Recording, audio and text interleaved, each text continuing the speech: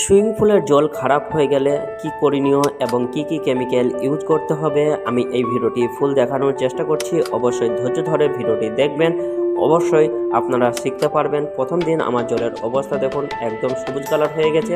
কি কি কেমিক্যাল আমি ইউজ করছি সেটা দেখুন।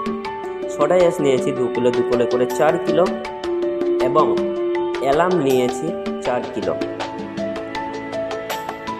অর্থাৎ ব্লিচিং পাউডার নিয়েছি 3 কিলো এবং ব্লিচিং পাউডারের জলটা দেবেন, কিন্তু নিচেকার অংশটা দেবেন না।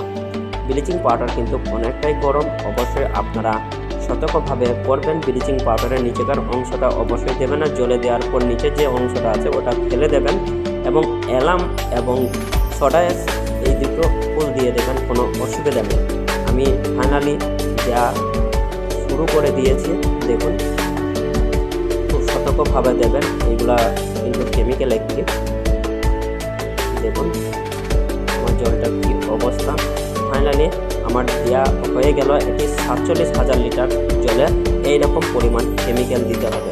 ফাইনালি কেমিক্যাল দেওয়া 4 ঘন্টা পর দেখুন কি অবস্থা জলটি। তারপর দিন দেখুন সকালবেলায় কি অবস্থা, কেমিক্যাল দেওয়া সকালবেলায় পরদিন দেখুন কি অবস্থা। 3 দিন পর আমি ক্লিন করছি। দেখুন খুব আস্তে আস্তে করতে হবে, নেই তো নিচেকার যে নোংরাগুলি এইগুলো উপরে উঠে যাবে। ফাইনালি দেখো কত সুন্দর জলটির কালার হয়েছে। দেখুন একদম ফুল পরিষ্কার হয়ে গেছে। দেখুন কত সুন্দর লাগছে। দেখুন নিচেকার জায়গাটা একদম blue colour. Finally maximum complete হয়ে গেল। আমার জলটি কেমন লাগছে অবশ্যই জানাবেন। দেখুন কেমন লাগছে।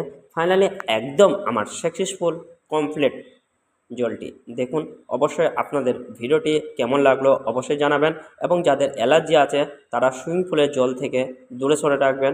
নানা রকম প্রবলেম